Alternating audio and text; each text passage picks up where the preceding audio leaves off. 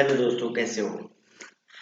आज हम अपने इस वीडियो में पी ब्लॉक ग्रुप सिस्टम में सेकेंड वीडियो लेकर आया हूँ। ये डाई ऑक्सीजन के बारे में है। डाई ऑक्सीजन क्या होते हैं, इनको कैसे बनाया जाता है, इनका यूज क्या होता है, ठीक है, इनकी फिजिकल और केमिकल प्रॉपर्टीज क्या होते हैं, इनके बारे में आज हम इस वीडियो में देखेंगे। ठीक है, तो हम आज देखने जा रहे हैं डी आज हम देखने जा रहे हैं ऑक्सीजन, डाई ऑक्सीजन। डाई का मतलब डाई मीन्स टू और ऑक्सीजन मीन्स क्या हो गया, oxygen. Dioxygen means oxygen two times. Okay, अब ध्यान देना, हम इसको सबसे पहले प्रिपरेशन, आप इसको जानते हो, डाई ऑक्सीजन 20.94% होता है, 20.94% होता है in our atmosphere, in atmosphere. Okay, और हम इसके अब प्रिपरेशन मेथड के बारे में देखते हैं, कैसे इसको बनाते हैं। Preparation method, how can you, इसको कैसे बनाते हैं। तो फर्स्ट मेथड होता है by thermal decomposition of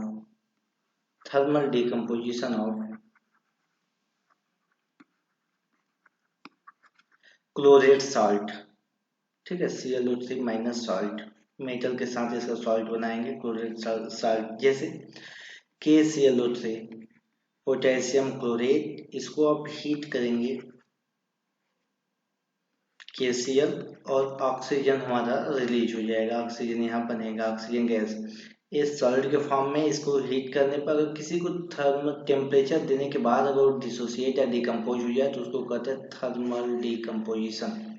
okay, हाँ, दूसरा होता है thermal decomposition of less reactive oxides, HgO। Hg2 plus को मर्क्यूरिक बोलते हैं और Hg प्लस को मर्क्यूरस बोलते हैं। ठीक है, इसको हम ध्यान देना, इसको हम लिख सकते हैं, इसको आप हीट करोगे,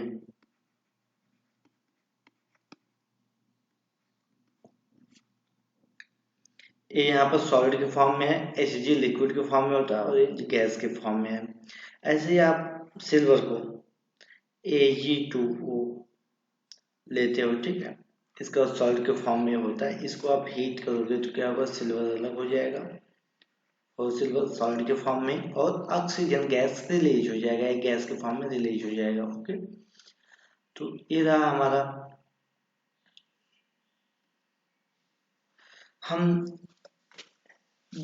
इसके बाद देखते हैं, नेक्स्ट मेथड होता है H2O2 हाइड्रोजन पेरोक्साइड।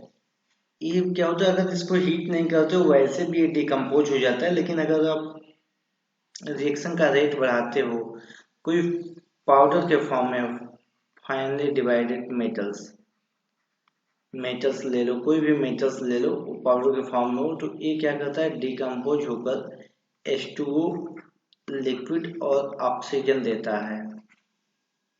ठीक है, इस फॉर्म में भी ये हो जाता है। ध्यान देना, ये भी मेथड होता है। ये वैसे अगर इसको क्या कहते हैं, hydrogen peroxide, H2O2 is hydrogen peroxide, water and oxygen. अगर हमको बनाना है लार्ज स्टेप में, means fourth step by electrolysis. Electrolysis थोड़ा महंगा प्रोसेस होता है, लेकिन इससे भी बनाया जा सकता है। इसमें क्या होता है, वाटर लेते हैं, इसमें थोड़ा इस H2SO4 मिलाते हैं। H2SO4 इसलिए मिलाते हैं क्योंकि प्योर जो वाटर होता है electrical insulating means less electrical conductivity show करेगा, तो H2SO4 मिलाने के बाद क्या होता है, एसिडिक होता है, ये आयन कंडक्टिविटी बढ़ा देता है। ओके, फिर इसका हम कहते हैं इलेक्ट्रोलिसिस। इलेक्ट्रिसिटी के प्रेजेंस में किसी का डिकम्पोजिशन क्या होता है, इलेक्ट्रोलिसिस होता है। इसमें ऑक्सीजन गैस और हाइड्रोजन गैस क्या होगा, रिलीज हो जाएगा। और फिफ्थ अगर हम बात करें, एक इंडस्ट्रियल मेथड होता है। क्या होता है, इंडस्ट्रियल मेथड। जैसा कि हमने इंडस्ट्रियल मेथड होते हैं, जैसा कि मैंने ग्रुप 15 में आपको बताया था। कैसे बताया था, एक कंटेनर लेते हैं इस प्रकार से, ठीक है, यहाँ से एयर पास कराते हैं जो ड्राई होता है। इसका टेम्परेचर कितना रखते हैं, 80 केल्विन रखते हैं। ठीक है। आपको बताया था कि ऑक्सीजन का जो बॉइलिंग पॉइंट होता है 90 केल्विन, नाइट्रोजन का होता है 72 केल्विन। इससे जब पास कराते हैं तो क्या होता है, यहाँ से हमें डाई नाइट्रोजन मिलता है और इधर से हमें डाई ऑक्सीजन मिलता है। ये फ्रैक्शनल डिस्टिलेशन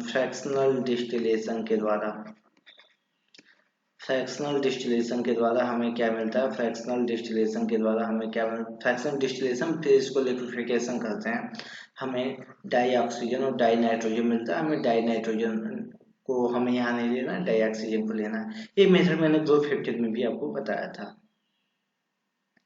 ठीक है, फिर उसके बाद हम इसके प्रॉपर्टी के बारे में समझेंगे।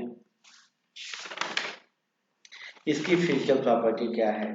देखो, अगर ऐसा होता कि ऑक्सीजन कलरफुल होता तो हमारा एटमॉस्फेयर क्या होता है, कलरफुल हो जाता। ध्यान देना, इसकी हम फिजिकल प्रॉपर्टी की बात करें। फिजिकल प्रॉपर्टी,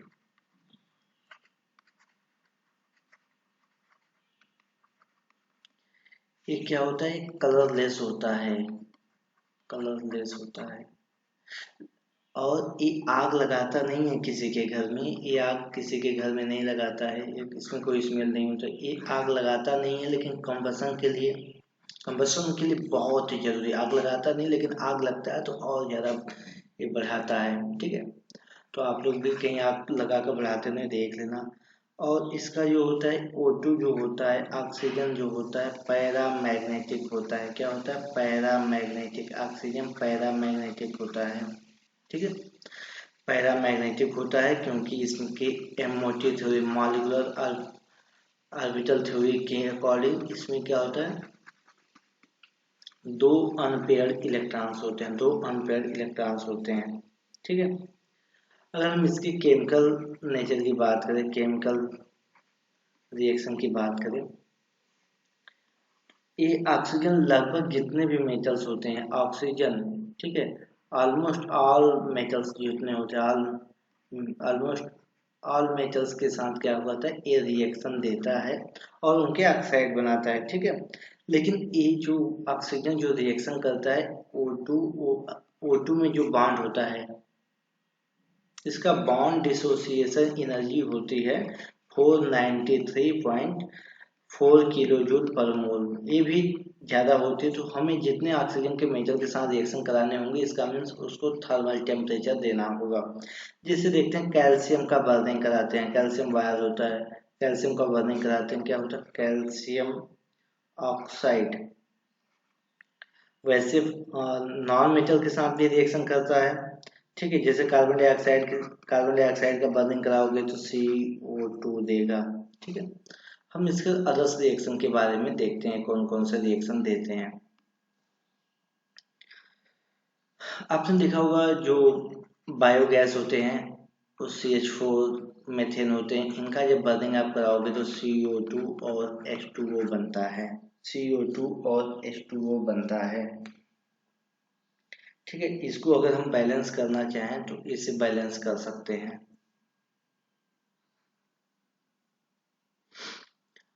सल्फ्यूरिक एसिड के फॉर्मेशन होता है SO2 से O2 SO3 बनाते हैं सल्फ्यूरिक एसिड में, तो SO2 से O2, यहाँ पर वैनेडियम पेंटाऑक्साइड होता है, डाइवैनेडियम पेंटाऑक्साइड कैटलिस्ट का यूज होता है। बहुत इंपॉर्टेंट एग्जाम में कई बार पूछता है, इसको आप ध्यान रखना है। ठीक है, उसके बाद अगर हम बात करें, ये एसिड से HCl से भी रिएक्शन करता है। HCl के साथ इसका रिएक्शन कॉपर क्लोराइड के प्रेजेंस में कराओगे तो ये क्लोरीन गैस यहाँ से रिलीज होती है, यहाँ से क्लोरीन गैस रिलीज होती है। ठीक है, और वाटर मॉलिक्यूल्स बनता है।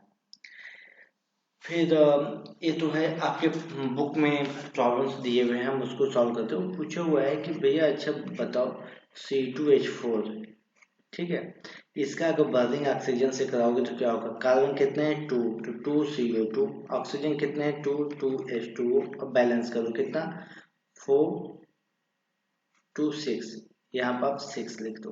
ठीक है, एल्युमिनियम का बर्निंग कराओगे तो क्या होगा, एल्युमिनियम का ऑक्सीजन के साथ बर्निंग कराओगे तो क्या होगा, एल्युमिनियम की आप जानते हैं एल्युमिनियम के ऊपर +3 चार्ज, ऑक्सीजन के ऊपर -2 चार्ज, रिएक्शन होगा तो क्या होगा AlO, इनका 4 क्रॉस मल्टीप्लिकेशन कर दीजिए, Al2O3 हो जाएगा। बैलेंस कर लेना, यहाँ पर अगर आप इसको बैलेंस करो, इसको 4 लिख दो और यहाँ पर 3 लिख दो तो बैलेंस हो जाएगा, और यहाँ पर हो जाएगा 2, Al2O3 होता है, लेकिन इसको भी हीट देनी पड़ती है।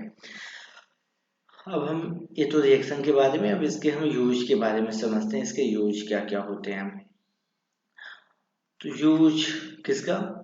ऑक्सीजन का, डाई ऑक्सीजन का सबसे बड़ा यूज ये होता है कि हम जो सांस लेते हैं रेस्पायरेशन में हम जो ब्रीदिंग करते हैं उसमें होता है, फिर कंबसन में होता है, और कंबसन रेस्पायरेशन, इसके बाद वेल्डिंग में बिना ऑक्सीजन के वेल्डिंग हो ही नहीं पाएगा, ठीक है। और ये भी जानते हो जो हॉस्पिटल्स इसके अलावा जो माउंटेन पे चढ़ते हैं, ठीक है, माउंटेनिंग के लिए भी क्या होता है, ऑक्सीजन सिलेंडर का यूज होता है। तो दोस्तों ये रहा हमारा डाई ऑक्सीजन के बारे में, डाई ऑक्सीजन क्या होते हैं, इनके रिएक्शन क्या होते हैं, इनके क्या क्या यूज होते हैं। नेक्स्ट वीडियो में हम इसके आगे के टॉपिक को देखेंगे।